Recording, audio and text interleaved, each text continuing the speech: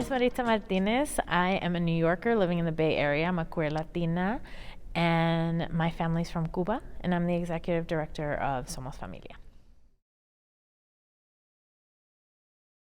So I experienced the world really differently than folks who are immigrants as somebody here, and I was always encouraged to conform to like American culture, which is interesting because as a teenager, I'm the one who had a Cuban flag on my wall, right? So this encouragement to really conform made me want to like be closer to mi comunidad, right?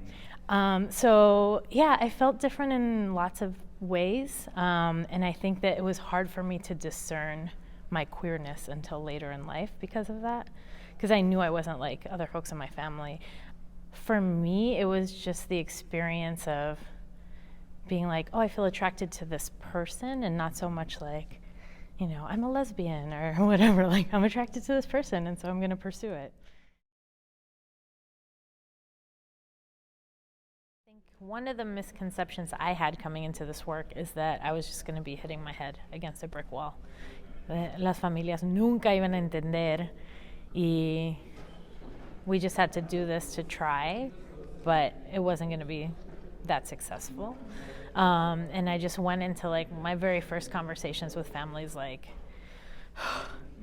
and I think that because Latinx community is so centered around families are really the building blocks of our community, that there is, even though there is rejection and some really harsh situations happen to queer and trans folks in our community and in our families, because it's so grounded in loving your kid and loving your family members and estar unidos como familia, right?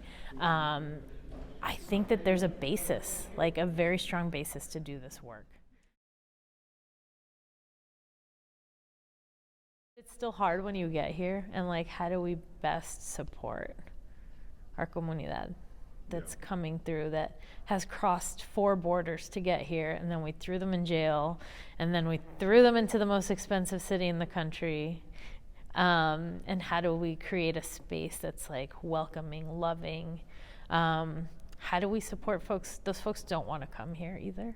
They're forced to leave their countries. How do we support folks in country so that they're not facing death threats? I had the opportunity to go to El Salvador earlier, or I guess last year, in November, and just met some amazing folks who want to do this work there.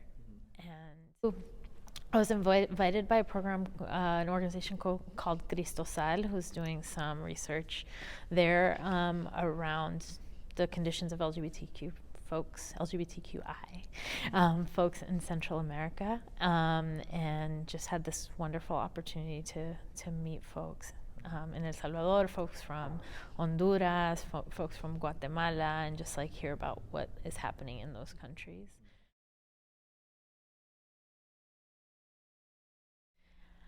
I think it's being able to serve community is where I'm happiest. I think it's also how you burn out real quick. But you know, sentirme útil, I can't figure out the words in English right now. But feeling useful, feeling like I'm actually making a difference in the world, I think that's really important. And somebody once like asked me to dig into that more, because you know how we do in nonprofits, you got to dig. Where's that coming from?